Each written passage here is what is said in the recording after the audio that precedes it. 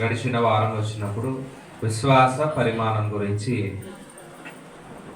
నేను కొన్ని విషయాలు మీకు తెలియపరిచాను. అలాగే ఈరోజు ఆయన యొక్క ప్రేమ ఎంత గొప్పది అనేది మనం మాట్లాడుకుందామండి. ఎందుకంటే ఈరోజు మనిషి ఒక ఒంటరితనాన్ని లోనవుతున్నప్పుడు లేదా ఒంటరిగా ఉంటున్నప్పుడు ప్రతి విషయంలో కూడా దేవుడు మనకు తోడుగా ఉండి మనల్ని ఆదరించి మనకెంతో మేలు చేస్తూ దేవుడు మన ముందుకు నడిపిస్తున్నాడంటే కేవలం అది దేవుని యొక్క ప్రేమ అనేది మనం ఖచ్చితంగా తెలుసుకోవాలి. ఎందుకంటే ఈరోజు దేవుడు మన ఎడలు చూపిస్తున్నటువంటి ప్రేమ అది చిన్నది కాదండి, చిన్న విషయం కూడా కాదు. కానీ మనిషి ఎందుకో ఏం చేస్తున్నాడు అంటే దేవుడి యొక్క ప్రేమకి స్పందించలేకపోతున్నాడు. ప్రతి విషయానికి స్పందించేటటువంటి మనిషి దేవుని యొక్క గొప్పతనానికి, దేవుని యొక్క మాటలకి, ఆయన యొక్క త్యాగానికి మనిషి ఏమవుతున్నాడంటే స్పందించలేకపోతున్నాడు. ప్రతి విషయానికి స్పందిస్తున్నాడు. ప్రతి దాన్ని కూడా కోరుకుంటున్నాడు. ఏమిటి? దేవుని యొక్క ప్రేమకు మాత్రం స్పందించలేకపోతున్నాడు. చివరికి అసలు మనిషికి ఏం కావాలి అనేది మనిషి కూడా ఆలోచించుకోలేనటువంటి స్థితికి ఈరోజు మనిషి వెళ్ళిపోయాడు. ఉదాహరణకు ఒక విషయాన్ని మీ ముందుకు తీసుకొస్తా. ఏంటంటే ఒక వ్యక్తి బాగా సంపాదించి ఒక సూపర్ మార్కెట్ ఏర్పాటు చేశాడంట. సూపర్ మార్కెట్ అంటే మనం చూసేటటువంటి చిన్నవి కాదు, చాలా పెద్దవి. మనం చూసే డీమార్ట్ కంటే కూడా చాలా పెద్దవి. అంటే అందులో దొరకనటువంటి వస్తువు అంటూ ఏది ఉండదు. సమస్తము కూడా అందులో ఆ మార్కెట్లో ఏర్పాటు చేశాడు అన్నమాట. అలా ఏర్పాటు చేసినప్పుడు అందరినీ పిలిచాడు ఓపెనింగ్కి. పిలిచినప్పుడు ముందుగా ఒక ఆవును పంపించాడంట లోపలికి. ఆవు లోపలికి వెళ్ళి మొత్తం అంతా తిరిగి ఎక్కడ ఆగింది అంటే దాని ఆహారం ఎక్కడైతే దొరుకుతుందో అక్కడ ఆగింది. దాని ఆహారం ఏంటి? కూరగాయలు, ఏమండి, ఫలాలు ఏమన్నా ఉంటే ఫలాలు, అరటిపళ్ళు ఎక్కడైతే కనిపించాయో అక్కడ ఆగి చక్కగా తినేసింది. మళ్ళీ బయటకు వస్తుంది. ఈసారి నెక్స్ట్ ఎవరిని పంపించారంటే కుక్కను పంపించారు. ఆ కుక్క కూడా మొత్తం అంతా తిరిగి ఎక్కడైతే మాంసం దొరుకుతుందో మాంసం దగ్గర ఆగి ఫుల్గా తినేసి మళ్ళీ ఎక్కడికి వచ్చిందంట, మళ్ళీ బయటకు వచ్చింది. ఇప్పుడు బయట ఉన్న వాళ్ళు అనుకుంటున్నారు ఇప్పుడు ఎవరిని పంపిస్తారా అని అందరూ ఆశ్చర్యంగా చూస్తున్నారు అన్నమాట. అంత ఆసక్తిగా అందరూ చూస్తున్నప్పుడు అండి ఆ వ్యక్తి అందరి పేర్లు రాసి చీటీ వేసి చీటీ తీశాడు.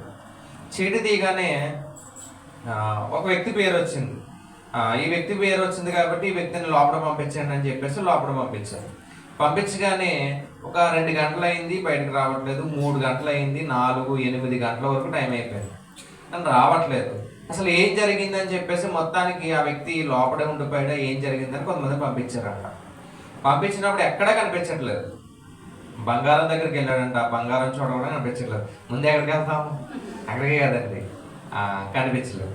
సరే, అంతకంటే విలువైన వస్తువులు, ఎలక్ట్రానిక్ వస్తువులు ఉన్నాయి కదా, సరే వాటి దగ్గర ఏమన్నా ఉన్నాడేమని అక్కడ కూడా వెళ్ళారంట. అక్కడ కూడా కనిపించలేదు.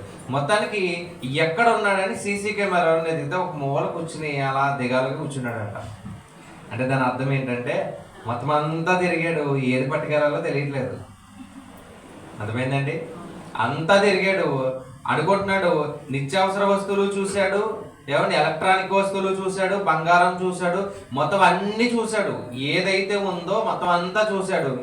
అనుకుంటున్నాడు ఇది నాకు అవసరం కదా అనుకుంటున్నాడు. వేరే దాన్ని చూసినప్పుడు ఇది కూడా నాకు అవసరమే కదా అనుకుంటున్నాడు. వేరే దాన్ని చూసినప్పుడు ఇది కూడా నాకు అవసరమే కదా అనుకుంటున్నాడు. మొత్తానికి అంతా తిరిగాడు, ఏది కూడా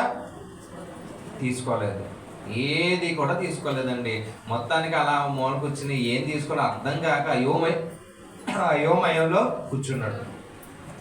అంటే మనిషికి ఏది అవసరం అనేది మనిషికే తెలియదు. అందుకే దేవుడు మనకు వాక్యాన్ని ఇచ్చి నీకు ఏది అవసరము అంటే ఇదిగో వాక్యం అవసరం, నువ్వు పరలోకానికి చేరుకోవాలంటే ఆ వాక్యాన్ని నువ్వేం చేయాలి? స్వీకరించాలి. ఆ వాక్యాన్ని నువ్వు స్వీకరించి ఆ వాక్య ప్రకారంగా నువ్వు బ్రతకాలి అని చెప్తున్నాడు. అందుకే దేవుని ప్రేమ గురించి మనం ఆలోచన చేసినప్పుడు అండి మనిషికి ఏది కావాలో మనిషికి తెలియదు కాబట్టి ఆయన మన ఎడల ప్రేమ చూపిస్తూ మనకు అన్ని కూడా ఏం చేస్తున్నాడు? ప్రతి దాన్ని కూడా మనకు సమకూరుస్తున్నాడు దేవుడు. అంటే కారణం ఏంటంటే ఆయనకి మన ఎడల ఉన్నటువంటి గొప్ప ప్రేమ. ఒకసారి వాక్య భాగాన్ని చూద్దాం. ఎఫెసీయులకు రాసిన పత్రిక 2వ అధ్యాయము 4-5 వచనాలు మనం ఒకసారి చూడగలిగితే, ఎఫెసీయులకు రాసిన పత్రిక 2వ అధ్యాయము 4-5 వచనాలు ఒకసారి మనం చూడగలిగితే, అయినను దేవుడు కరుణా సంపన్నుడై, చూడండి దేవుడు ఎవరంట? కరుణా సంపన్నుడై ఉండి మనము మన అపరాధముల చేత చచ్చిన వారమై ఉన్నప్పుడంట మన ఎడల చూపిన ఆ మహాప్రేమ అన్నారు. చూడండి ఏ ప్రేమ అది? చిన్న ప్రేమ కాదు, చిన్నదేమీ కాదు ఆ ప్రేమ. ఆ ప్రేమ గురించి మాట్లాడుతూ ఎలా రాశారు అంటే, ఆయన కరుణా సంపన్నుడై ఉన్నాడు, మనము మన అపరాధముల చేత చనిపోతే మనల్ని బ్రతికించడానికి ఆయన చూపించినటువంటి ప్రేమ ఎంత గొప్పది అంటే అది మహాప్రేమ.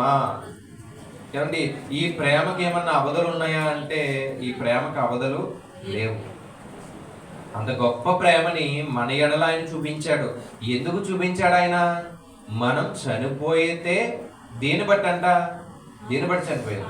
అపరాధముల చేత, పాపముల చేత మనం చనిపోతే, చనిపోయినటువంటి మనల్ని బ్రతికించి ఆయన తానున్నటువంటి లోకానికి తీసుకెళ్లాలని ఎంత ప్రేమ చూపించాడో చూడండి. ఎందుకో మనిషికి ఈ ప్రేమ అర్థం కావట్లేదు, దేవుని ప్రేమ. ఈరోజు మనుషులు ఎలా మారిపోయారంటే మనుషుల ప్రేమనే ఎక్కువ చూస్తున్నారు, అంతే కదండి. ఈరోజు ప్రేమ అనే పదానికి మనం బయట గమనించగలిగితే, ఒక అబ్బాయి ఒక అమ్మాయిని ప్రేమించి తను ఒప్పుకోకపోతే, ప్రేమించకపోతే ఏమండి యాసిడ్ పోయడం, చంపేయడం, ఇవి బయట చాలా జరుగుతున్నాయి. దీనికి మనుషులు పెట్టినటువంటి పేరు ఏంటంటే, ఏమండి ఈ వ్యక్తి పలానా అమ్మాయి మీద ఏం చేశాడు? యాసిడ్ పోసి ఉన్మాదిగా మారిపోయాడండి అని రాసి ముందు ఏం రాస్తారంటే ప్రేమోన్మాదిగా మారిపోయాడు అంటారు. నిజంగా ప్రేమ అనేది ఉంటే ఏమండి యాసిడ్ పోస్తాడా? నిజంగా ప్రేమ ఉంటే పోయాడు కదండి. నిజంగా ప్రేమ అనేది ఉంటే చంపేస్తాడా? నిజంగా ప్రేమ అనేది ఉంటే మనిషి ఎప్పుడూ కూడా మనిషిని ఏం చేయడు? చంపాలనుకోడు. అంటే ఇది ప్రేమోన్మాది అని రాస్తున్నారు, కానీ నిజానికి ఇతరులో ఉన్నది ఏంటంటే కోపము, పగ, ద్వేషం. ప్రేమ అనేది లేదు. ప్రేమ అనేది ఉంటే ప్రేమ మనిషిని ఏం చేస్తుంది? బ్రతికేస్తుంది. కానీ ప్రేమ మనిషిని ఏం చేయదు? చంపుకోదు. ప్రేమ ఎప్పుడు కూడా మనిషిని బ్రతికించాలని కోరుకుంటది, కానీ ప్రేమ ఎప్పుడు కూడా మనిషిని చంపుకోవాలని కోరుకోదు. అందుకే మనం అపరాధముల చేత చనిపోతే మన పాపాలను బట్టి ఆయన తన కుమారుని పంపించాడు. దీన్ని ఏమన్నారు? మహాప్రేమ అన్నారు. దీన్ని ఏమన్నారంటే మహాప్రేమ. ఇంకా చూద్దాం. హెబ్రీయులకు రాసిన పత్రిక 12వ అధ్యాయము 29వ వచనాన్ని మనం చూడగలిగితే, హెబ్రీయులకు రాసిన పత్రిక 12వ అధ్యాయము 29వ వచనాన్ని మనం చూడగలిగితే, నిశ్చలమైన రాజ్యమును పొంది దైవ కృప కలిగి ముందు ఆ కృప కలిగి వినయ భయభక్తులతో దేవునికి ప్రీతికరమైన సేవ చేయొచ్చు. ఎలాగనగా మన దేవుడు దహించు అగ్నియే ఉన్నాడు. ఆయన ఎవరంట? ఆయన దహించు అగ్నియే ఉన్నాడు. ఏమండి, దహించేటటువంటి అగ్ని అంటే ఆయన గురించి రాయబడ్డది కదా. మరి ఆయనలో మరల ఏం కనిపిస్తుంది మనకి? ఒక ఇల్లు కాలిపోతుంది అనుకోండి, సరే కాలిపోనివ్వండి, అందులో ఏముంది? ప్రేమ ఉంది అంటారు ఎవరన్నా? అంతే కదండి. ఇల్లు కాలిపోతుంది అంటే సరే కాలిపోనివ్వండి. మనిషి కాలిపోతానంటే ఆ మనుషులు ఏముంది? ప్రేమ ఉందండి అంటామా? ఆయన దహించు అగ్ని, కానీ ఆయనలో మరొకటి కూడా ఉంది. అది ఏంటంట? మహాప్రేమ. నిజమే, ఆయన కోపం ఉంది, ఆయన దహించే అగ్ని. ఏమండి, ఆయన మనం పాపం చేసినప్పుడు ఏమన్నా ఆయన దహిస్తాడు, శిక్షిస్తాడు. కానీ అంతకంటే మించింది ఏదన్నా ఉంది అంటే ఏంటది? మహాప్రేమ. అందుకే జ్ఞానానికి మించింది క్రీస్తు ప్రేమ అని రాశారు. జ్ఞానమునకు మించింది ఏదంట? క్రీస్తు ప్రేమ. దహించు అగ్నిలో ఏముంది? ప్రేమ. అందుకే ఆయన గురించి రాయబడిన మాట ఏంటంటే ప్రేమ స్వరూపి. ఎక్కడ? యోహాను గారు రాసినటువంటి మొదటి పత్రిక 4వ అధ్యాయం 7వ వచనంలో ఒక మాట దేవుడి గురించి రాశారు. చూద్దాం ఒకసారి. ప్రియులారా, ఏలయనగా ప్రేమ దేవుని మూలంగా కలుగుచున్నది. ప్రేమించు ప్రతివాడును దేవుని మూలంగా పుట్టినవాడే దేవుని ఎరుగను. దేవుడు ప్రేమాస్వరూపి. దేవుడు ఎవరంట? ప్రేమాస్వరూపి. అంటే ప్రేమకు ఒక రూపం ఉంటే ఎవరు అంటే ఆయనే. ప్రేమకు ఒక రూపం ఉంటే ఎవరండి అంటే దేవుడే. అందుకే ఆయన ఎవరు అంటే ప్రేమాస్వరూపి అని రాయబడ్డది. మరి ఎంత ప్రేమ చూపిస్తున్నాడో మన ఎడల అనేది మనం ఆలోచన చేద్దాం. ఆయన దహించు అగ్ని అని మనం మాట్లాడుకున్నాం. ఆ దహించు అగ్నిలో ఏముందంట? మహాప్రేమ ఉందని మాట్లాడుకున్నాం. ఏమండి, ఈరోజు మనిషికి ఏం చెయ్యాలో ఏది అవసరమో తెలియట్లేదు కాబట్టి మన పాపాన్ని కడగడానికి ఆయనే తన కుమారుని ఏం చేశాడు? పంపించాడు అని మాట్లాడుకున్నాం. అలాగే ఆయన ఎవరంట? ప్రేమాస్వరూపి అని ఆయన గురించి రాయబడ్డాడు. అయితే ఎంత ప్రేమ చూపిస్తున్నాడు ఆయన? ఎంత ప్రేమ చూపిస్తున్నాడు అంటే గడిచినటువంటి నెలల్లో, ఈ క్రిస్మస్ నెలలో ఎక్కువగా మనం మాట్లాడుకున్న మాటలు ఏంటంటే సుమారుగా ఒక 400 సంవత్సరాల కాలం ఏమండి చీకటి యుగం అని, లేదంటే చీకటి కాలం అని. ఎక్కడి నుంచి అంటే మలాకి గ్రంథం నుంచి మత్తయి గారు రాసినటువంటి సువార్తకు మధ్య ఉన్నటువంటి గ్యాప్ ఎంత అంటే సుమారు 400 సంవత్సరాలు. ఈ 400 సంవత్సరాలు కూడా దేవుడు ఎవరితోని మాట్లాడలేదు, ఎవరికి ఏ వాక్యాన్ని కూడా అందించలేదు.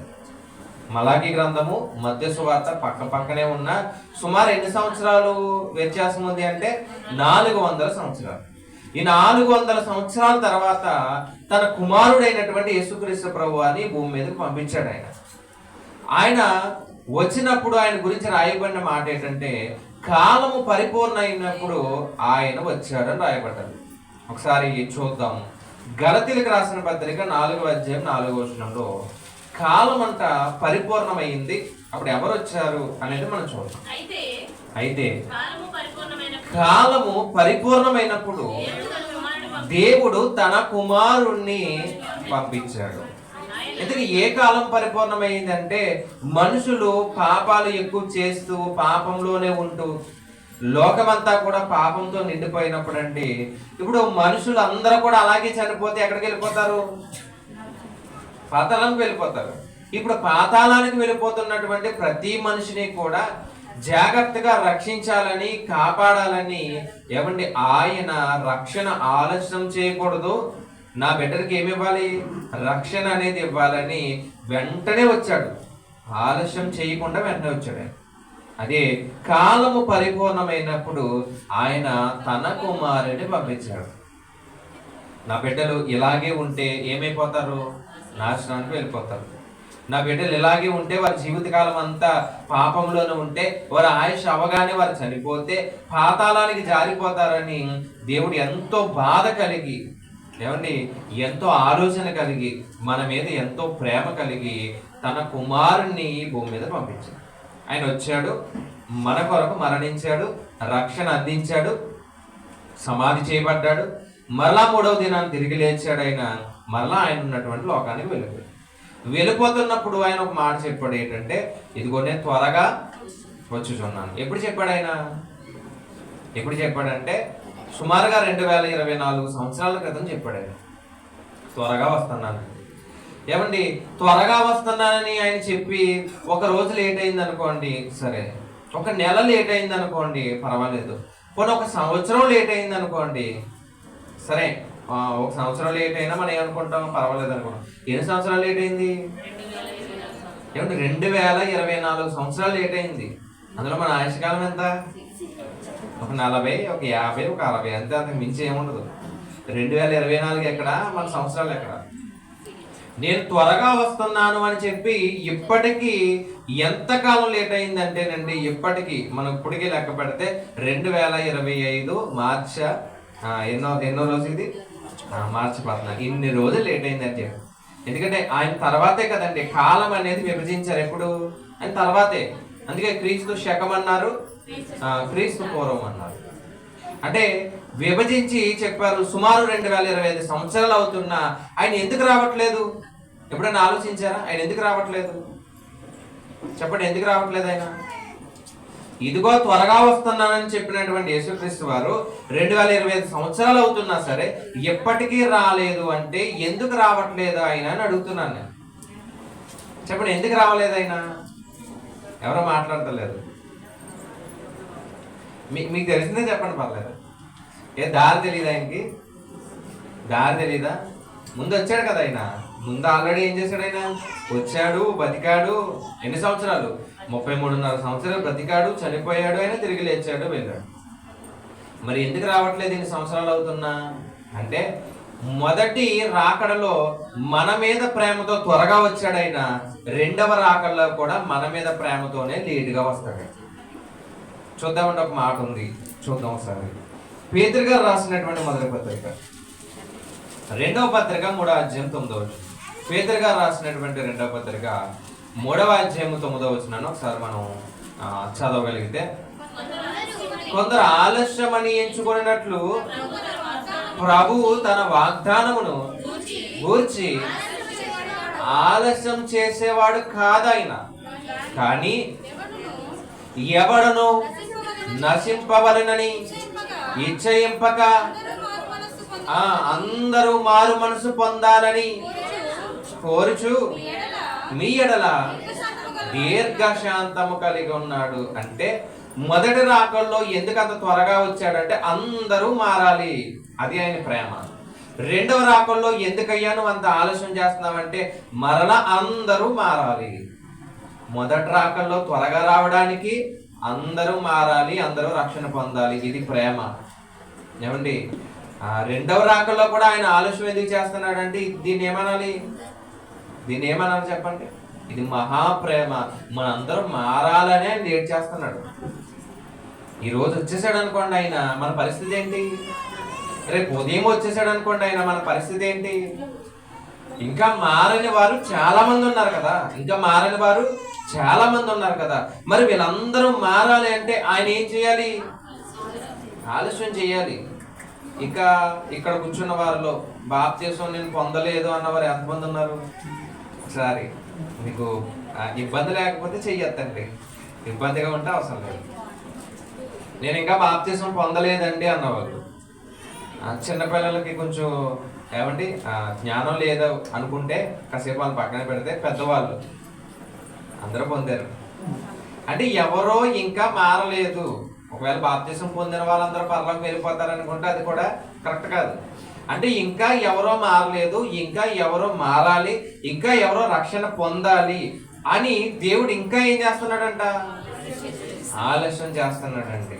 అందుకేనండి దేవుడు ఎంత ప్రకృతిని మన కొరక చేసి ప్రతి దాన్ని మన పాదాల దగ్గర పెట్టాడు అంటే అది మనం వర్ణించలేనటువంటి ప్రేమది, మనం వర్ణించలేనటువంటి ప్రేమది.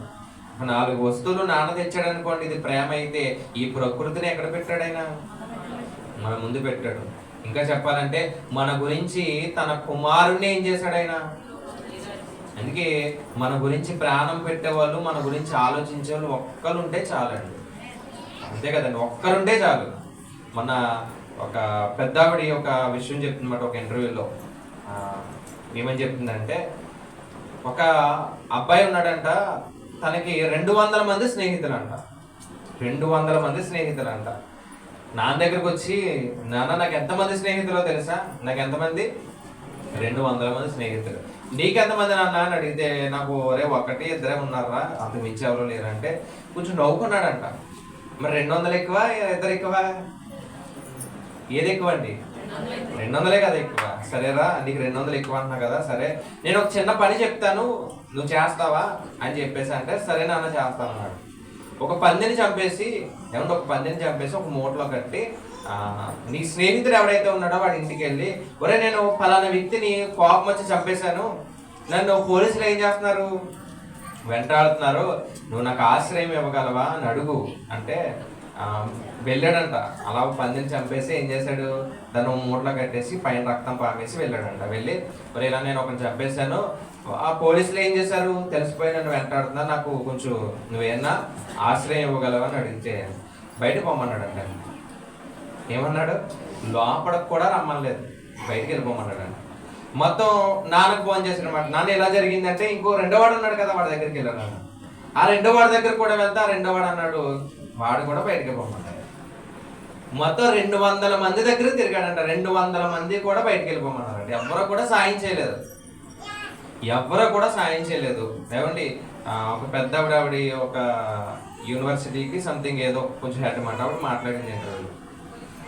అప్పుడు నాన్నకు ఫోన్ చేసి, నాన్న ఇది పరిస్థితి అంటే, సరేరా నాకు ఒక స్నేహితుడు ఉన్నాడు వాడి ఇంటికి వెళ్ళు, నేను ఫోన్ నెంబర్ ఇస్తానంటే వాడి ఇంటికి వెళ్ళాడు అనమాట. వెళ్ళిన తర్వాత అమ్మ ఎవరు అంటే, నేను పలానా వాళ్ళ అబ్బాయినండి అంటే, ఓకే నా ఫ్రెండ్, సరే వాళ్ళ అబ్బాయి నువ్వు ఎప్పుడు చూడలేదు, సరే లోపల రా అని పిలిచాడు.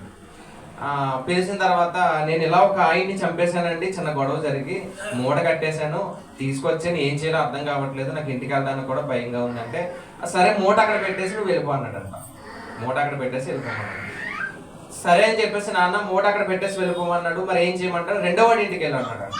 రెండో వాడి ఇంటికి కూడా వెళ్ళాడంట. వెళ్ళినప్పుడు ఇలా జరిగింది, పలానా మీ స్నేహితురాలు ఇంటికి వెళ్ళాను, సరే మూట పెట్టేసి వెళ్ళిపోమన్నాడు ఆయన అంటే, సరే అవన్నీ తర్వాత మాట్లాడదాం, భోజనం చేసావని అడిగాడంట. చేయలేదండి అంటే, సరే లోపల రమ్మని చేతులు కడుక్కోమని చక్కగా భోజనం పెట్టాడంట. పెట్టిన తర్వాత కాసేపు ఫోన్ ఏమని వచ్చిందంటే, ముందు స్నేహితుడు ఉన్నాడు కదా, ఆ ముందు స్నేహితుడు ఫోన్ చేస్తున్నాడంట. ఒరే మన స్నేహితుడు వాళ్ళ అబ్బాయి ఒకరిని చంపేశాడు, నాకు మూట తెచ్చి ఇచ్చాడు, నేను ఈ మూట అట్టుకెళ్ళి పోలీసుల దగ్గరికి వెళ్ళి నేనే చంపానని ఏం చేస్తాను, లొంగిపోతాను, మీరు జాగ్రత్తగా బయట ఏంచేలా చేయండి అన్నాడు. అప్పుడు వాడికి అర్థమైంది ఏంటంటే, 200 మంది స్నేహితులు ఉండడం కంటే మన మేలు కోరే ఒక మంచి స్నేహితుడు ఉంటే చాలు. మరి మీకు ఎంతమంది స్నేహితులు ఉంటారు నాకు తెలియదు, కానీ మన మేలు కోరే మన కొరకు ప్రాణం పెట్టే ఒకే ఒక స్నేహితుడు ఎవరన్నా ఉన్నారంటే యేసుక్రీస్తు వారు మాత్రమే. అందుకే మనం చచ్చిన వారై ఉంటేనంట మన అపరాధముల చేత, అసలు మనం ఆయనకు చుట్టాలమా, బంధువులమా, ఏమన్నా ఇచ్చామా, ఆయనకి ఏమన్నా డబ్బులేని ఇచ్చామా, ఏమి ఇవ్వలేదు కదా. అయినా సరే మన అందరూ చచ్చిన వారై ఉంటే మన కొరకు ఆయన సిలువను మోసాడు. ఎంత భయంకరమైన సిలువను మోసాడో ఒకసారి ఆలోచించండి. అందుకే మన స్నేహితుడు ఎవరన్నా ఉన్నారు అంటే, మన స్నేహం ఎవరితోనైనా ఉండాలి అంటే ఎవరితోని, యేసుక్రీస్తు వారితో, అంటే బైబిల్తోనే ఉండాలి. ఎందుకంటే ఆయనేనండి మన సాయం చేసేదండి. ఆయనే, ఇంకెవరు చేయలేరు మన సహాయం. ఆయనే మనం ప్రేమించాడు, ఆయన మన కాపుదలిస్తాడు. ఏ సమస్య అయినా కానివ్వండి బయటకు తీసుకురావడానికి ఆయన ఎలా ఉన్నాడు, సిద్ధంగా ఉన్నాడు. అందుకే ఆయన ప్రేమ గురించి మనం ఆలోచించినప్పుడు కొన్ని వచనాలు చూద్దాం. లూకా గారు రాసినటువంటి సువార్త 15వ అధ్యాయం 11వ వచనం. మీకు తెలిసిన మాటలే ఒకసారి నేను వివరిస్తాను. ఒక మంచి ఉపమానాన్ని యేసుక్రీస్తు వారు శిష్యులకు చెప్తున్నారన్నమాట. లూకా గారు రాసినటువంటి సువార్త 15వ అధ్యాయము 11వ వచనంలో, ఒక ధనవంతుడికి మరియు ఆయన ఇట్లనెను, ఒక మనుషునికి ఎంతమంది ఉన్నారంట, 2 కుమారులు ఉన్నారంట. తెలుసు కదా, ఈ సందర్భం తెలుసు, మొత్తం అంతా తెలుసు మనకి. ఒక ఆయన ఉన్నాడంట, ఆయనకి 2 కుమారులు ఉన్నారంట. 2 కుమారుల్లో చిన్నోడు వచ్చి అన్నాడంట, నాన్న నా ఆస్తి నాకు రాసిచ్చే అన్నాడంట. నాన్న అన్నాడు, ఎరా నువ్వేనా కట్టావా ఇల్లు, నువ్వేమైనా సంపాదించావా, రోజు పనికేమైనా నువ్వు వెళ్ళావా, వ్యాపారం నువ్వేమైనా ప్రారంభించావా, నువ్వేమైనా కష్టపడ్డావా, ఇవేమీ మాట్లాడలేదు, సైలెంట్గా రాసిచ్చేసాడు. నిజానికి మనం అయితే ఏం మాట్లాడతాం, అంతే కదండి. నిజానికి ఏ తండ్రి అయినా మాట్లాడేది ఏంటంటే ఇదే మాట్లాడతారు. కానీ ఈ తండ్రి ఎందుకు మాట్లాడలేదు, ఏ తండ్రి అని ఏం మాట్లాడతాడు, ఒరే నువ్వేనా సంపాదించావా అంటాడు. ఇప్పుడు ఒక చట్టం వచ్చింది. ఏంటి ఆ చట్టం అంటే, తండ్రి బ్రతుకుండగా ఆస్తి పంపకాలు లేవంట, తండ్రి చచ్చిపోవాలి. తండ్రి చంపకూడదు, తండ్రి చచ్చిపోవాలన్నమాట. అర్థమైందండి. తండ్రి చనిపోయిన తర్వాత ఏంటి, ఆస్తి అనేది ఒక చట్టాన్ని తీసుకొస్తారు. అంటే ఈయన దగ్గరకు వచ్చినప్పుడు నా ఆస్తి నాకు రాసి ఇచ్చానన్నా అంటే రాసి ఇచ్చేసాడు, ఏం మాట్లాడకుండా రాసి ఇచ్చేసాడు. ఆస్తి అంతా కూడా చక్కగా పట్టుకెళ్ళిపోయాడండి. పట్టుకెళ్ళిపోయిన తర్వాత మొత్తానికి ఏం చేశాడంటే, దుర్వ్యాపారం వల్ల ఏం చేశాడంట, పోగొట్టుకున్నాడు. ఇందుకు ఏంటి దుర్వ్యాపారం అని మనం ఆలోచన చేయగలిగితే, బైబిల్లో ఒక చోట ఒక మాట రాయబడ్డది. ఎఫెసీయులకు రాసిన పత్రిక 5వ అధ్యాయము 18వ వచనం. ఇది ముయ్యొద్దండి లూకా సువార్త, మనం మళ్ళీ వచ్చేద్దాం, ఒకసారి అక్కడికి వెళ్ళి వద్దాం. లూకా గారు రాసినటువంటి క్షమించండి, ఎఫెసీయులకు రాసిన పత్రిక 5వ అధ్యాయం 18. మరియు మద్యముతో మత్తులై ఉండకుడి, దానిలో దుర్వ్యాపారము కలదు. దానిలో ఏముందంట? దుర్వ్యాపారం ఉంది. అంటే మొత్తానికి ఆ యవనస్తుడు మద్యం తాగి తన ఆస్తిని పోగొట్టుకున్నాడా, లేదా స్నేహితులతో తిరిగి పోగొట్టుకున్నాడా? మొత్తానికి ఏం చేశాడో తెలియదు, కానీ ఆస్తి అంతా ఏం చేశాడు? పోగొట్టుకున్నాడు. అందుకే దుర్వ్యాపారాలు, దుర్లాభము అని బైబిల్ చెప్పింది. చాలా మంది బెట్టింగ్లు కాస్తున్నారు ఈ మధ్యకాలంలో. యవనస్తులు కూడా క్రికెట్ చూసే అలవాటు ఉన్న వాళ్ళండి. ఏదో ఐపీఎల్ అంటాం కదా మనం, ఐపీఎల్ బెట్టింగ్లు కాసి ఆస్తులు పోగొట్టుకున్న వారు ఉన్నారు, ఆస్తులు సంపాదించుకున్న వారు ఉన్నారు. ఆస్తులు పోగొట్టుకున్న వారు ఉన్నారు, సంపాదించుకున్న వారు ఉన్నారు. కానీ ఇది ఏ లాభం అంటే దుర్లాభము అన్నారు. రోజంతా కష్టపడి కూడబెట్టుకుని ఒక మంచి ఇల్లు కట్టుకున్నాం అనుకోండి, అది లాభము.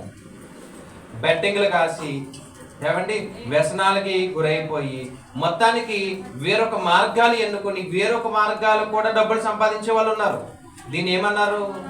దుర్లాభము అన్నారు. అంటే కష్టపడి సంపాదించేది లాభమైతే ఏమండి వేరొక మార్గాల ద్వారా సంపాదించేది ఏంటి? దుర్లాభము.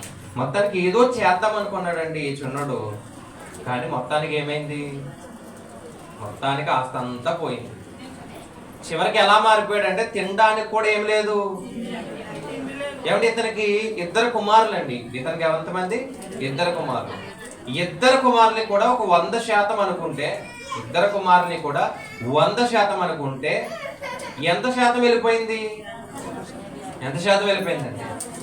50% వెళ్ళిపోయింది. ఏమంటే 50% వెళ్ళిపోయింది కదా, మరొక 50% నా దగ్గరే ఉంది కదా అని ఆనందం లేదేంటి? 50% ఎక్కడ ఉంది? 50% నా దగ్గరే ఉంది కదా, 50% వెళ్ళిపోయింది కదా. ఈ ఆలోచన కంటే వెళ్ళిపోయిన 50% గురించి కూడా ఆలోచిస్తున్నాడు ఈయన. వెళ్ళిపోయినటువంటి 50% గురించి కూడా ఈయన ఏం చేస్తున్నాడు? ఆలోచిస్తున్నాడు. ఎంత గొప్పగా ఆలోచిస్తున్నాడంటే, నా కుమారుడు ఈ రోజు వస్తాడు, నా కుమారుడు ఈ రోజు వస్తాడు, ఉదయం వస్తాడేమో, మధ్యాహ్నం వస్తాడేమో, రాత్రి వస్తాడేమో అని మేడ మీద అలా నిలబడే చూస్తున్నాడంట. చూడండి, అప్పుడు వచ్చాడంట కుమారుడు 20వ వచనంలో.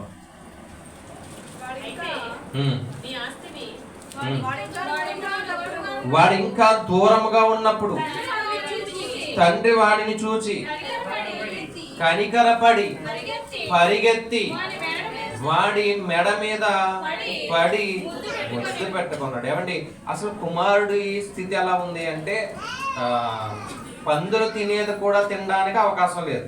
మీరు అక్కడ చదవగలిగితే ఉన్న ఆస్తిని అంతా పోగొట్టుకున్నాడు. ఇక ఉన్న ఆస్తి పోయింది, స్నేహితులు పోయారు, ఏమంటే పట్టుకెళ్ళినటువంటి బట్టలు ఇవన్నీ పోయాయి, తినడానికి తిండి లేదు. మొత్తానికి ఎలా ఉన్నాడంటే ఏమంటే తలంతా చెదిరిపోయింది, బట్టలు మాసిపోయాయి, ఏమంటే ఒక బికారీలా తయారయ్యాడు. అడుక్కునేవాడు ఎలా కనిపిస్తాడు మనకి? ఎలా కనిపిస్తాడండి? మంచి రాయల్టీగా కనిపిస్తాడా? లేదు. ఎలా కనిపిస్తాడు? ఒక అడుక్కునేవాడు స్థితి ఎలా ఉంటుందో, ఆ దేహం ఎలా అయితే ఉంటుందో, ఆ వస్త్రధారణ ఎలా అయితే ఉంటుందో, ఏమండి వాడి కంటే భయంకరంగా ఎవడున్నాడు? ఈ కుమారుడు ఉన్నాడు. కానీ ఈ కుమారుడు వస్తున్నాడంట, మేడ మీద నుంచి చూస్తున్నాడంట. అంటే తండ్రి ఎప్పుడు కూడా ఏ ఆశ కలిగి ఉన్నాడు? ఎప్పుడు వస్తాడు అని అదే ఆశలో ఉన్నాడు. వెళ్ళిపోయిలే, నాకు ఇంకో కుమారుడు ఉన్నాడు, ఒక 50% పోతే ఇంకో 50% ఉంది, నేను ఏదోలా బతికేద్దాంలే అనుకోవట్లేదు. తప్పిపోయినటువంటి ఆ కుమారుడు గురించి మేడ మీద అలా చూస్తానే ఉన్నాడు. ఆ కుమారుడు వస్తున్నాడంట, రాగానే ఇతనే పరిగెట్టుకుని వెళ్ళిపోయాడు. చూడండి, మేడ మీద నుంచి చూస్తూ ఇతనే పరిగెట్టుకుని వెళ్ళిపోయి, ఏమంటే అసలు పరిగెత్తుకుని వెళ్ళినప్పుడు ఆ బికారీగా ఉన్నటువంటి ఆ కుమారుడినండి పట్టుకుని ముద్దు పెట్టుకున్నాడు అన్న. నువ్వు వెళ్ళరా, స్నానం చేయి, తర్వాత చూద్దాం అనలేదు. తండ్రి ప్రేమ చూసారా ఎంత గొప్పగా ఉంటుంది? అంతే కదండి, తండ్రి ప్రేమ ఎంత గొప్పగా ఉంటుంది? దేవుడి ప్రేమ చూడండి ఎంత గొప్పగా ఉంటుంది. దేవుని ప్రేమ ఎంత గొప్పదంటే, అతని కుమారుడు ఎలా ఉన్నాడు, ఏ స్థితిలో ఉన్నాడు, ఏమంటే ఎలాంటి వస్త్రధారంతో ఉన్నాడు, వేషధారణలు ఇవేమి చూడకుండా నా కుమారుడు మరలా తిరిగి వస్తున్నాడు. ఎందుకంటే కుమారుడు యొక్క ఉద్దేశం ఏంటంటే, ఇదిగో నా తండ్రి దగ్గరికి వెళ్ళి, అయ్యా నేను తప్పు చేశాను, నీ పనివారు ఉంటారు కదా, దాసులు ఉంటారు కదా, ఈ దాసుల్లో ఒకరిగా నన్ను చేర్చుకుని రోజుకి ఎంత అన్నం పెట్టు అని అడుగుదామని వెళ్ళాడండి. కానీ తండ్రి అంటున్నాడు, ఒరే నువ్వు దాసుడు ఏంట్రా, నువ్వెవరు? కుమారుడివి. ఇక్కడ యజమాని లేదంటే ఒక మనిషి ఉన్నాడంట. ఈ మనిషి ఎవరు చెప్పండి? ఎవరు ఈ మనిషి? చెప్పట్లేదు ఎవరు? ఒక మనుషుడు ఉన్నాడంట. ఒక మనుషుడికి 2 కుమారులు ఉంటే ఆ మనిషి ఎవరు? ఆ మనిషి తండ్రి అంటే ఆ తండ్రి ఎవరు? మన దేవుడు అండి. ఏమంటే తప్పిపోయింది ఎవరు? మనమే. మరి ఇక్కడ కూర్చున్న వారు అందరూ ఎవరు? ఇక్కడ కూర్చున్న వారు కూడా ఆయన కుమారులే. తప్పిపోయిన వారు కూడా ఉన్నారండి, ఈ రోజు రాను అనమాట. అంటే దేవునికి కంప్లీట్ అవ్వదు. 50% ఉంది కదా అనుకుంటే ఆయన కంప్లీట్ అవ్వలేదు. నాకు మొత్తం కావాలి.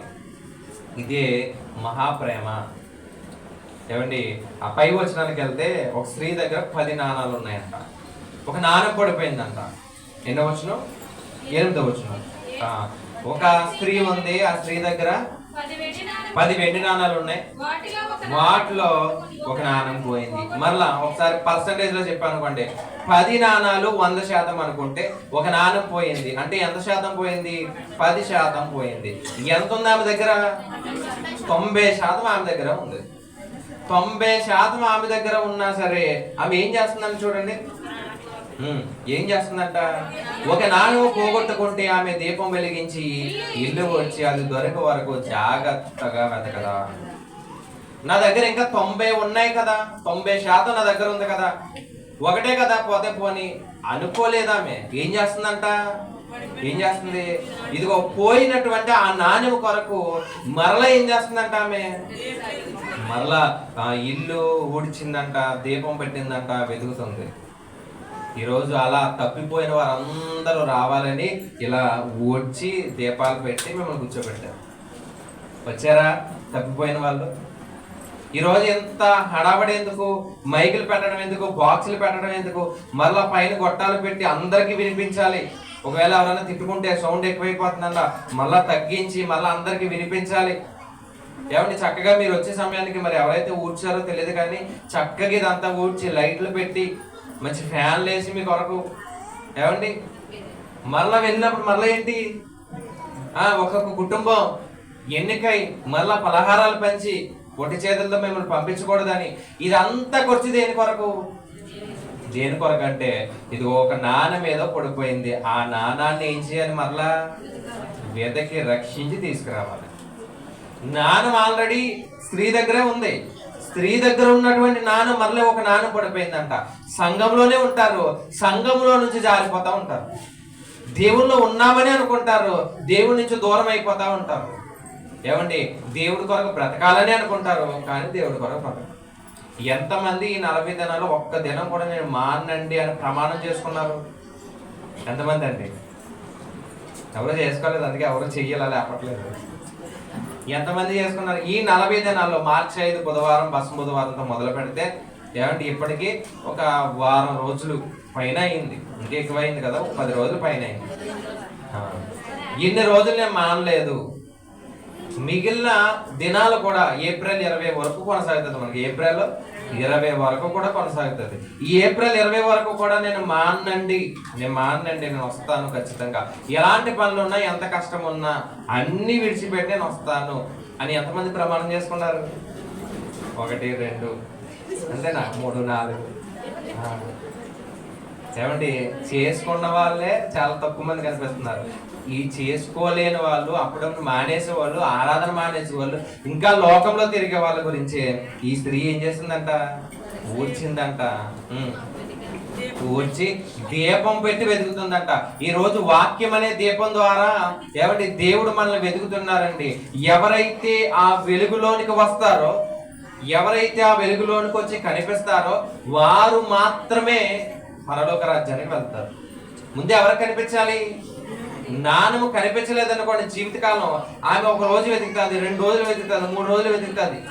1 వారం రోజులు వెతికింది, కనిపించలేదు, చిరాకు వచ్చి వదిలేస్తుంది. ఈరోజు దేవుడు సంవత్సరాలు మనం వెతుకుతున్నాడు, కానీ మనం ఏమవుతున్నాం? ఆయన వెతుకుతున్నా సరే ఆ వెలుగులోనికి రావట్లేదు. అందుకే దేవుడు కొన్ని సందర్భాల్లో ఏమంటే ఏం చేస్తున్నాడు తెలుసా? వెతికి వదిలేస్తున్నాడు. ఇంకా వీటి వల్ల ప్రయోజనం లేదని కొంతమంది తీసేస్తున్నాడు కూడా దేవుడు. అంటే దేవుడికి 90% ఉన్న తప్పిపోయినటువంటి ఆ 10% కూడా ఎవరికి కావాలి? ఆయనకి కావాలి. దీన్ని ఏమన్నామంటే ప్రేమ. ఎంత ప్రేమ ఉందో చూడండి మన మీద. నా దగ్గర ఇంతమంది ఉన్నారు కదా, చూడండి. సభలు జరుగుతున్నప్పుడు, కూడికలు జరుగుతున్నప్పుడు అండి లక్షల మంది కూర్చుంటారు, వేల మంది కూర్చుంటారు. ఏమన్నా ఎంతమంది దేవుడి కొరకు కూర్చున్నారు కదా ప్రభువా, ఎందుకో రాలేని ఒక కుటుంబం గురించి నువ్వు ఆలోచిస్తున్నావు అంటే, రాలేని వారి గురించి దేవుడు ఆలోచిస్తాడు. ఆల్రెడీ వచ్చారు కదా, వచ్చిన వాళ్ళ గురించి కాదు. ఎవరైతే రాలేదో చూడండి, పెద్ద పెద్ద సభలు జరుగుతున్నాయి, లక్షల మంది కూర్చుంటున్నారు. మీరు చూడండి, ఆశ్చర్యపోతున్నారు. లక్షల మంది దేవుడిని నమ్ముకుని లక్షల మంది దేవుడి కొరకు వాడబడుతున్నారండి. ఏమని ఎంతమంది వాడబడుతున్నా సరే రాలేనటువంటి, మారలేనటువంటి, రక్షణలోనికి రాలేనటువంటి ఇది మన గురించి దేవుడు ఏం చేస్తున్నాడు, ఆలోచిస్తున్నాడు. ఇది దేవుని ప్రేమ. దీన్ని చిన్నగా చెప్పడానికి లేదండి, మన గురించి ఎంత ఆలోచిస్తున్నాడు చూడండి. ఇంకా చూడండి, పైన 99 గొర్రెలు ఉన్నాయంట. పై వచనం, 3వ వచనం. అందుకు ఆయన వారితో ఈ ఉపమానం చెప్పాను, మీలో ఏ మనుషునికైనాను 100 గొర్రెలు కలిగి ఏమిటి ఎన్ని ఉన్నాయంట, 100% గొర్రెలు కలిగి ఉన్నాయి. ఆ 100%లో 1% పోయింది. 100%లో 1% పోయింది. ఒక గొర్రె పిల్ల తప్పిపోయిందంటే 1% పోయింది. ఒక గొర్రె పిల్ల పోతే పోని అనుకున్నాడా కాపరి? ఒక గొర్రె పిల్ల కదండి, పోతే పోనివ్వండి అనుకున్నాడా? ఈరోజు సేవకులు చాలా మంది ఏమనుకుంటారంటే, ఒకడే కదా పోతే పోని, ఎంతమంది ఉన్నారు? కానీ ఒక్కడే కావాలి దేవునికి, ఒక్కడే కావాలి దేవునికి. ఏమంటే 99 ఉన్నాయంట.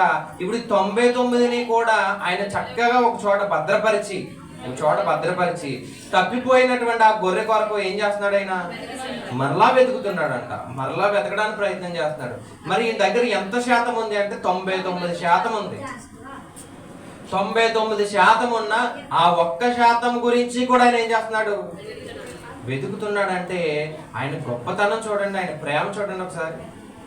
నా దగ్గర 50% ఉన్నా నేను వెతికాను అంటున్నాడు. నా దగ్గర 90% ఉన్నా నేను వెతుకుతాను అంటున్నాడు. నా దగ్గర 99% ఉన్నా నేను వెతుకుతాను. నాకు కంప్లీట్గా 100% నాకు కావాలి. నాకు ఎంతమంది కావాలంటే నాకు కంప్లీట్గా 100% కావాలి. ఆ 100% వచ్చే వరకు కూడా ఆయన ఆలోచన చేస్తానే ఉంటాడు. మనం మారే వరకు, మన బాప్తిసం పొందే వరకు కూడా దేవుడు ఏం చేస్తాడు, ఆయన ఆలోచన చేస్తానే ఉంటాడు. ఆయన తండ్రి ఎప్పుడైతే సెలవిస్తాడో వెంటనే వస్తాడు. ఆయన వచ్చే సమయానికి మనం ఏమవ్వాలి, మనం మారిపోయి సిద్ధంగా ఉండాలి.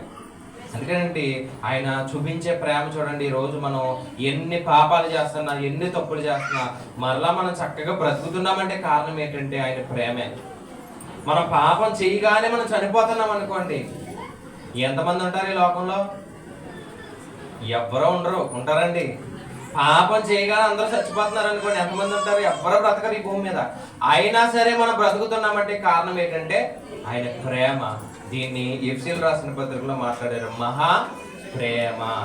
ఆయన కరుణా సంపన్నుడు అంట. ఇదిగో మనం అపరాధముల చేత చచ్చిపోతే ఇదిగో మనల్ని బ్రతికించడానికి ఆయన తన కుమారుని పంపించాడు. దీన్ని ఏమన్నారు, మహాప్రేమ అని పిలిచారు.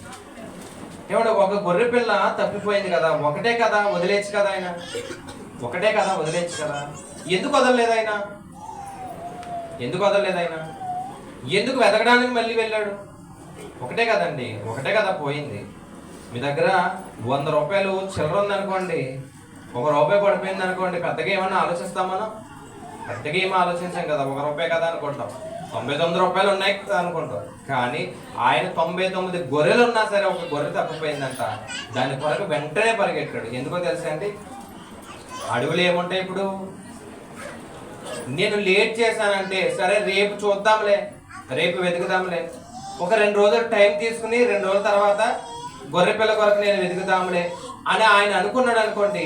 ఆల్రెడీ అడవులు ఏమున్నాయి, ఏమంటే అడవులు ఏముంటాయంటే జంతువులు ఉన్నాయి. ఈ మేకల్ని గొర్రెల్ని తినేసే జంతువులు ఉన్నాయి.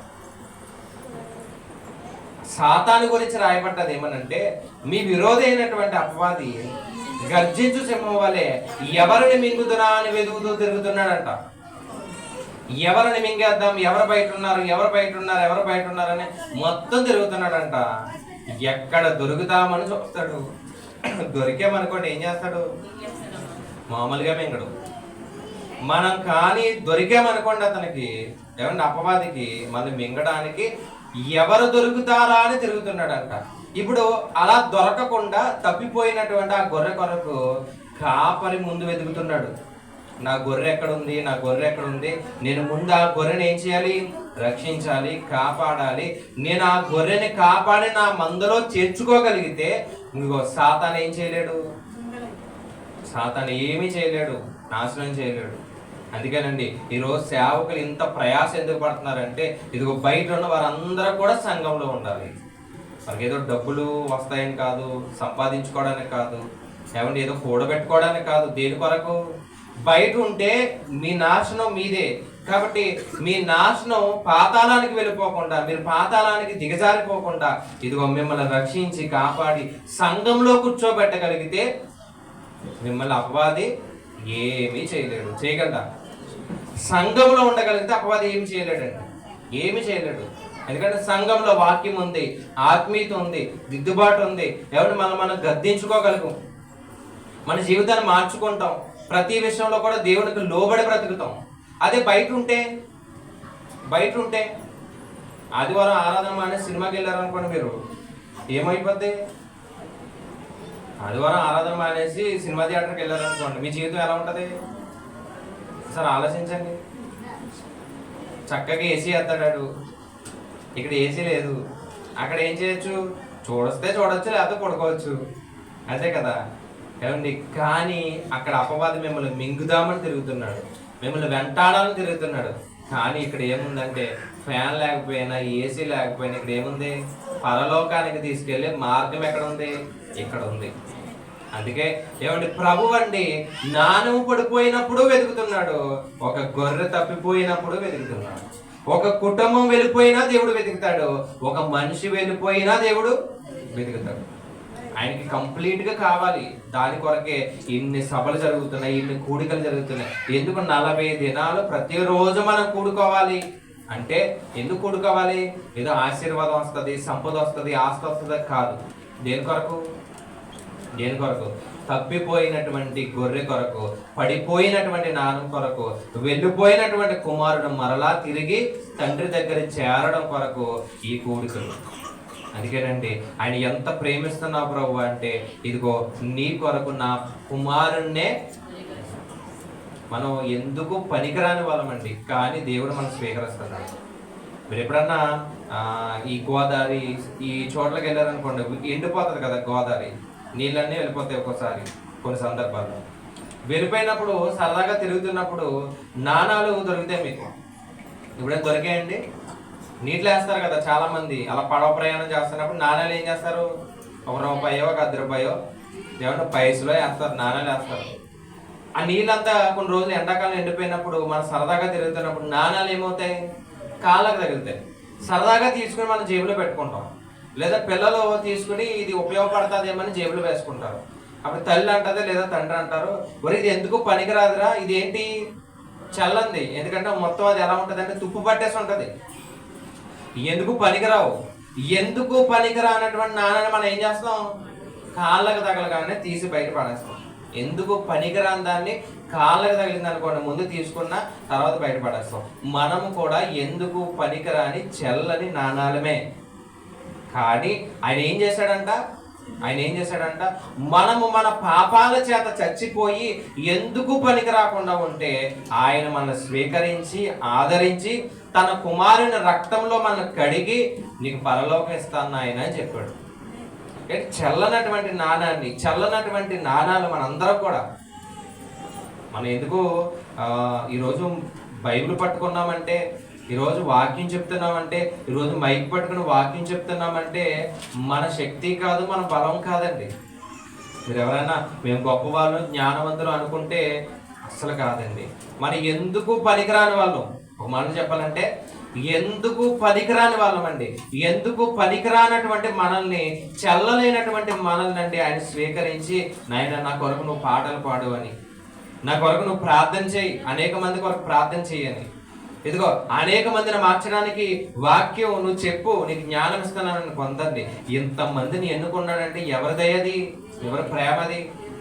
మీరు చక్కగా ఏమంటే వాయిద్యాలు వాయిస్తున్నారంటే, పాటలు పాడుతున్నారంటే, ప్రార్థన చేస్తున్నారంటే, వాక్యాన్ని చెబుతున్నారంటే, వాక్యాన్ని అందిస్తున్నారంటే, ఏమంటే చెల్లలేనటువంటి నాణాలు ఈరోజు దీపాలు పెట్టి దేవుడు వెతికాడు. దీపాలు పెట్టి వెతికాడండి. సభలు జరుగుతున్నప్పుడు పెద్ద పెద్ద లైట్లు, ఏమంటే చక్కగా పలకాలు, కుర్చీలు, ఎంత ఖర్చు అవుతుంది చెప్పండి? ఎంత ఖర్చు అవుతుంది?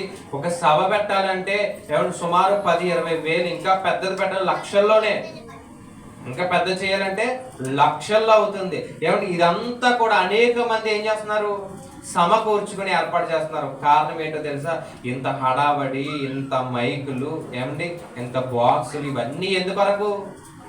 తప్పిపోయినటువంటి కుమారుణ్ణి వెదక రక్షించడానికి, పడిపోయినటువంటి నాణాన్ని వెదక రక్షించడానికి, ఏమండి అడవిలోనికి పారిపోయినటువంటి గొర్రెని మరలా తీసుకుని మందిరానికి చేర్చడానికి.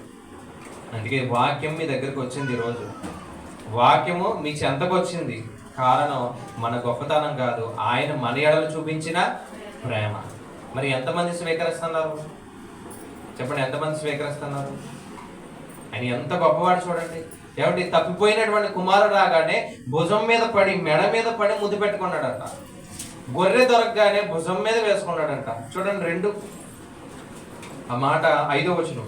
అది దొరికినప్పుడు సంతోషంతో దాని భుజముల మీద వేసుకొని, చూడండి భుజముల మీద వేసుకొని ఏం చేశాడు? ఆయన సంతోషిస్తున్నాడంట. గొర్రె దొరకగానే భుజం మీద వేసుకున్నాడు. ఎంత ప్రేమ ఆయనకి. తల్లి ఏమంటే బిడ్డని కొన్ని సంవత్సరాలు వచ్చే వరకు కూడా అలా మోస్తానే ఉంటది. 9 నెలల్లో మోస్తుంది. ఆ బిడ్డకి ఒక 2-3 సంవత్సరాలు వచ్చే వరకు కూడా ఏం చేస్తుంది? వంట వండుకుంటున్నా అలాగే మోస్తుంది. ఏమంటే కూర వండుతున్నా, పనులు చేసుకున్నా, ఏం చేస్తున్నా సరే ఏం చేస్తుంది? భుజాన్ని వేసుకుని అలా మోస్తానే ఉంటది. ఎందుకు? బిడ్డ మీద అంత ప్రేమ. పురుషులు మొయ్యలేరు నిజానికి. ఒక 10 నిమిషాలు ఎత్తుకోమంటే 10 నిమిషాలు ఎత్తుకుంటారండి. 10 నిమిషాల తర్వాత ఇంకేం చేస్తారు? చిరాకుపడి నువ్వు ఎత్తుకో, ఉండట్లేదు అంటారు. కానీ స్త్రీ ఎన్ని పనులు చేసుకున్నా, ఎంత కష్టమైన పని చేసుకుంటున్నా బిడ్డను అలా మోస్తానే పని చేస్తుంది. దేవుడు కూడానండి మనం చేసిన పాపాలన్నీ భరిస్తూ మనం మోస్తానే ఉన్నాడు. ఎలా అంట? భుజముల మీద వేసుకుని మోస్తున్నాడంట. ఒక గొర్రెగా మనం తప్పిపోతే, లోకంలో కలిసిపోతే, ప్రభువా నన్ను మారాను, నా పాపాన్ని ఒప్పుకున్నాను, నన్ను కడుగు అంటే నిన్ను భుజం మీద వేసుకుని మోస్తున్నాడు. అయ్యా నా పాపాన్ని నేను ఒప్పుకుంటాను, పరలోకంలో ఉన్నటువంటి నీకు నేను ఏం చేశాను? విరోధంగా పాపం చేశాను అని ఆయన దగ్గరకు వచ్చి మోకరించి అడిగినప్పుడు అండి ఆయన ఏం చేశాడంటే మెడ మీద పడి ముద్దు పెట్టుకున్నాడండి. ఈరోజు మనల్ని ప్రేమించి మనందరూ రావాలని దేవుడు కోరుకుంటున్నాడండి. మరి ఎందుకు రాలేకపోతున్నాం మనం? ఒకసారి ఆలోచించండి. ఈరోజు అన్ని కుటుంబాలు వచ్చాయా? ఈరోజు వచ్చాయండి? అన్ని కుటుంబాలు వచ్చాయి ఈరోజు? రాలేదు. అందరూ వచ్చారా?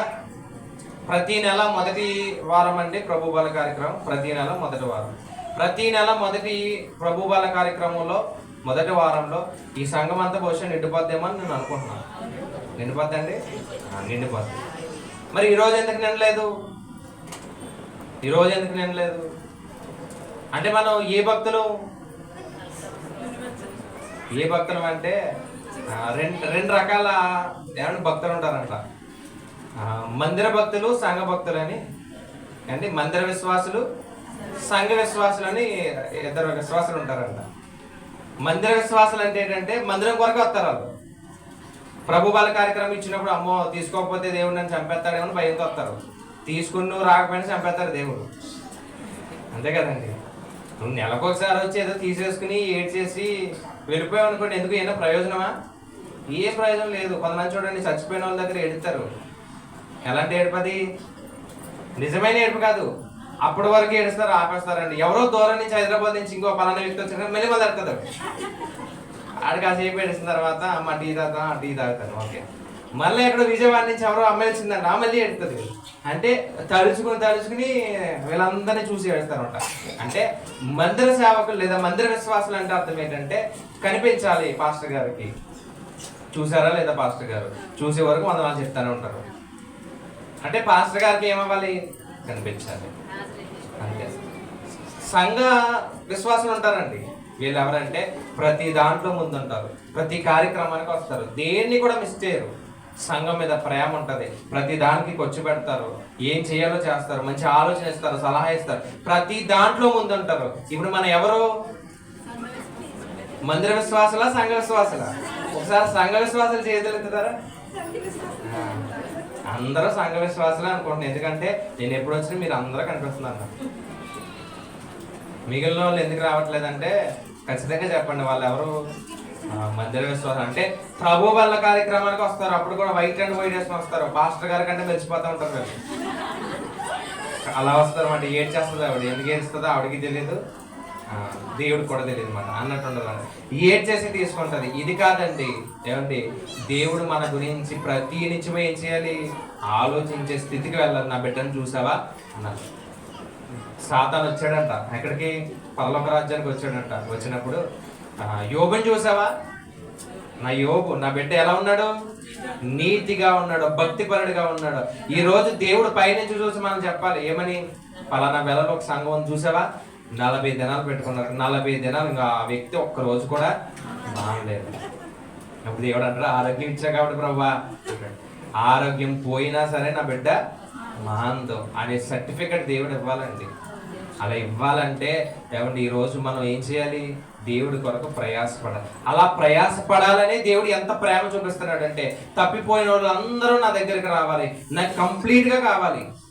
నాకు 50% ఉంటే సరిపోదు, నాకు 90% ఉంటే సరిపోదు, నాకు 99% ఉన్నా సరిపోదు. నాకు ఎంత కావాలి?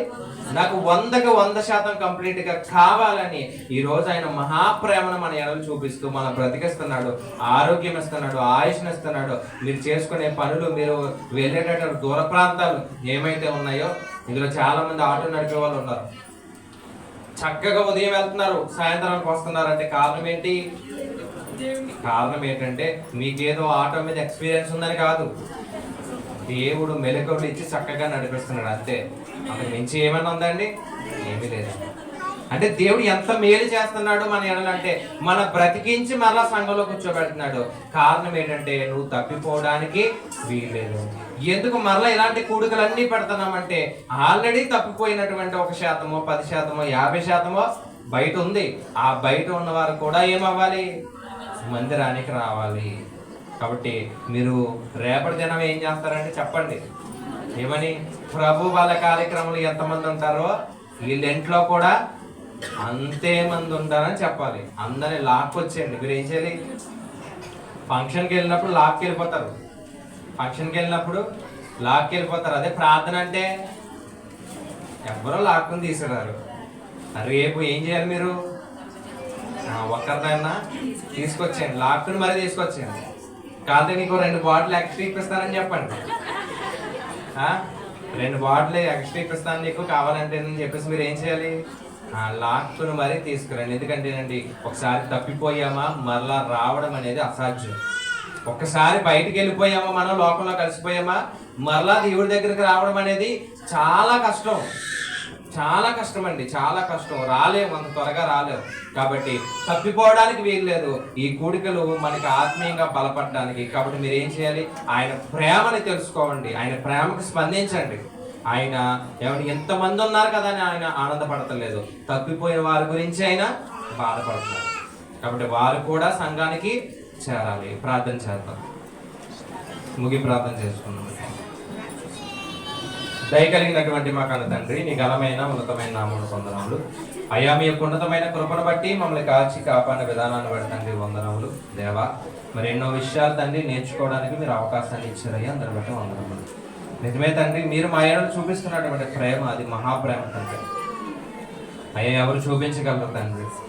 సాక్షాత్తు మీ కుమారుని ఈ భూమి మీదకి పంపించి మా కొరకు తండ్రి సిలువలో అయ్యా మరణించినంతగా తండ్రి ఆయన్ని విడిచిపెట్టారు. అయ్యేదిగో తండ్రి మా కొరకు సిలువ మీద తండ్రి ఆయన మరణించారు. మేము రక్షించబడాలని మా కొరకు రక్తాన్ని కాల్చారు. ఈరోజు ఆ ప్రేమకి స్పందిస్తున్నామా లేదా మా జీవితాలు తండ్రి ఎలా అయితే తండ్రి మునపడి వలె ఉన్నాయో అలాగే తండ్రి దేవ ముందుకు తీసుకెళ్తాం. ఒకసారి మా జీవితాన్ని తండ్రి మేము ఆలోచించుకునేటటువంటి కృపను తండ్రి మీరు మాకు దయచేయండి. ఐదుగో తండ్రి 50% ఉన్నా, 90% ఉన్నా, 99% ఉన్నా ఆయనకి సంతోషం లేదు. అయ్యా తప్పిపోయినటువంటి ఆ ఒక్క గొర్రె మరలా సంఘంలో చేరితేనే ఆయనకి ఆనందం అని తండ్రి వాక్యం సెలవిస్తుంది.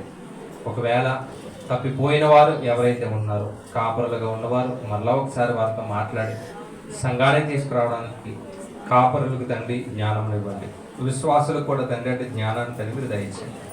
ఈ 40 దినాలు తండ్రి ఎవరు మానకుండా అయ్యా ప్రతిరోజు వచ్చి నీ వాక్యాన్ని వినడానికి తండ్రి కృప చూపిస్తారని తండ్రి కోరుచు. కూడి వచ్చినటువంటి బిడ్డలందరినీ జ్ఞాపకం చేసుకోండి. మరి 10th క్లాస్ ఎగ్జామ్స్ తండ్రి సిద్ధపడుతున్నటువంటి బిడ్డలు బట్టి తండ్రి ప్రార్థన చేస్తున్నాం. వారికి మరింత జ్ఞానం దేవా మీరు దయచేయండి. ఇంటర్ ఎగ్జామ్స్, డిగ్రీ ఎగ్జామ్స్ రాస్తున్నటువంటి బిడ్డలకు కూడా తండ్రి మీరు తోడుగా ఉండి రక్షించి కాపాడండి. అలాగే తండ్రి పురుషులను జ్ఞాపకం చేసుకోండి, స్త్రీలను జ్ఞాపకం చేసుకోండి. వృద్ధాప్యంలో ఉన్న వారికి తండ్రి ఆరోగ్యాన్ని ఇవ్వండి. సంఘ కాపరిగా ఉండి నడిపిస్తున్నటువంటి ఆయా కృపానందం అన్నయ్య గారిని, వారి యొక్క కుటుంబాన్ని, అలాగే తండ్రి తమ్ముడు శాంతిని, వారి యొక్క దేవ పరిచయాన్ని కూడా తండ్రి మీరు దీవించి ఆశీర్వదించి నీ కృపలో తండ్రి బలపరుస్తారని తండ్రి కోరుచు.